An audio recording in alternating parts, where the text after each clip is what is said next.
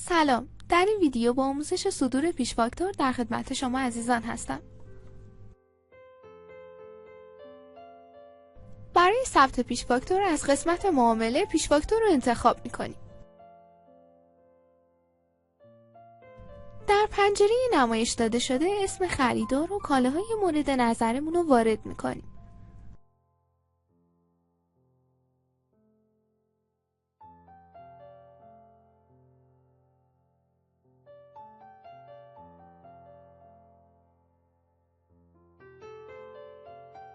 تفاوت پیش فاکتور و فاکتور در این هست که در ثبت پیش فاکتور هیچ گونه عملیات مالی انجام نمیشه.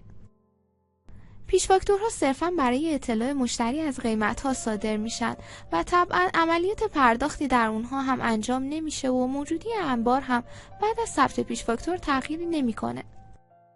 اگر از قسمت پایین پیش فاکتور درصد تخفیف رو وارد کنیم، میزان تخفیف بر روی کل مبلغ پیش فاکتور تاثیر میذاره.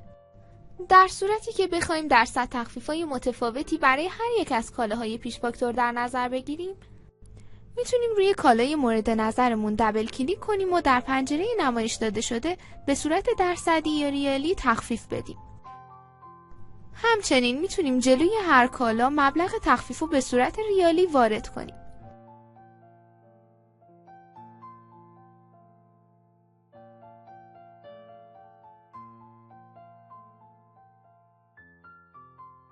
نهایتاً تاریخ اعتبار برای پیش فاکتور رو در نظر میگیریم و پیش فاکتور رو ثبت میکنیم.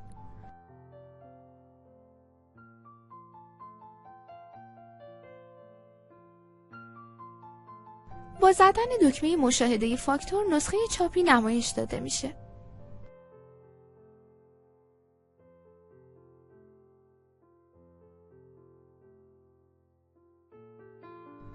در صورتی که بخوایم پیش فاکتور رو به فاکتور تبدیل کنیم، ابتدا پیش فاکتور مورد نظرمون رو با جستجو پیدا میکنیم و بازش میکنیم.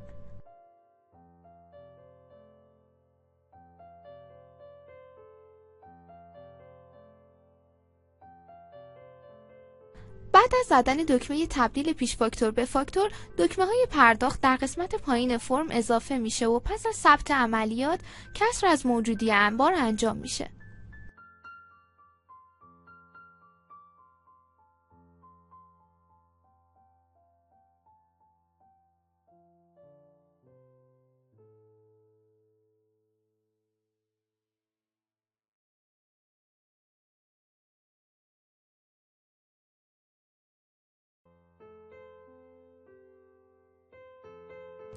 امیدوارم این آموزش براتون مفید واقع شده باشه.